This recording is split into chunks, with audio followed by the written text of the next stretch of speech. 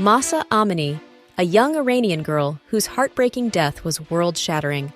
The security forces brutally beat her because she did not cover her hair properly by the mullah's law. Mahsa died in the hospital on September 16, 2022. Mahsa's brutal murder provoked the anger of Iranian youth and women, and this anger turned into protests in more than 200 cities of Iran. Iranian people reject any kind of dictatorship, whether the previous dictatorship of Shah nor the current religious dictatorship, which is reflected in their slogans.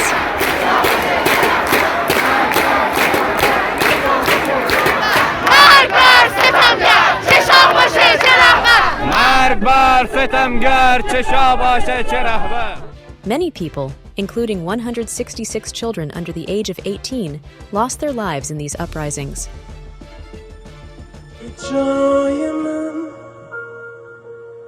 یه قاصدک یه روز میاد تو خونتون تو قدرشو بدون بعد من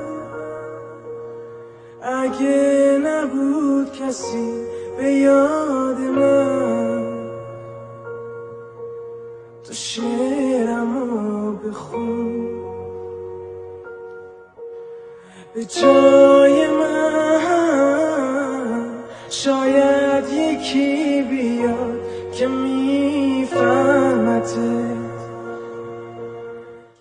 The leaders of the uprisings are generally women. Even though they are aware of the threats they are facing, they bravely go to the streets.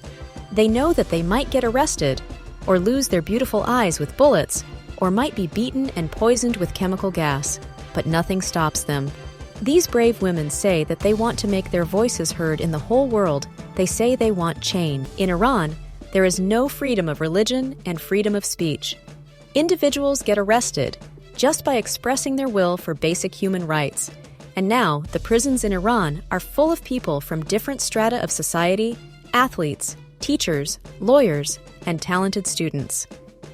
In Iran, especially women don't have the right to choose their clothing and the right to educate.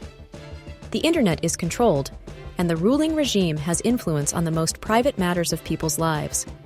Mahsa's murderers who rule over Iran are the ones who send weapons and ammunition to Russia to fight against Ukraine.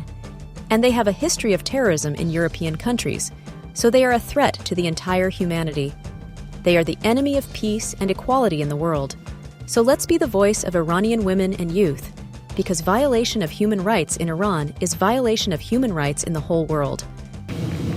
A few minutes ago,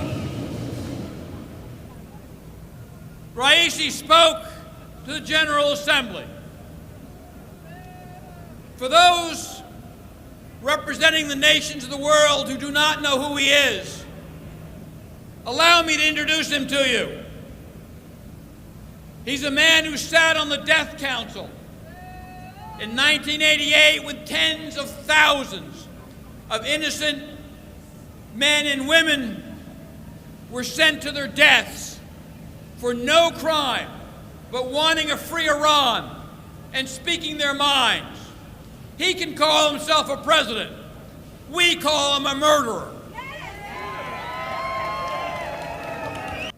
President Raisi doesn't deserve to address the UN. He deserves to be tried for crimes committed against his own people. We declare today the freedom and freedom for the people of Iran. That's what we're for, freedom for the people of Iran.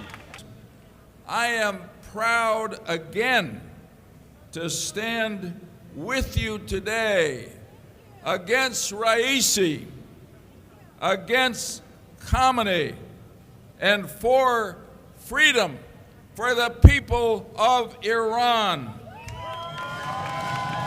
Injustice anywhere is a threat to justice everywhere.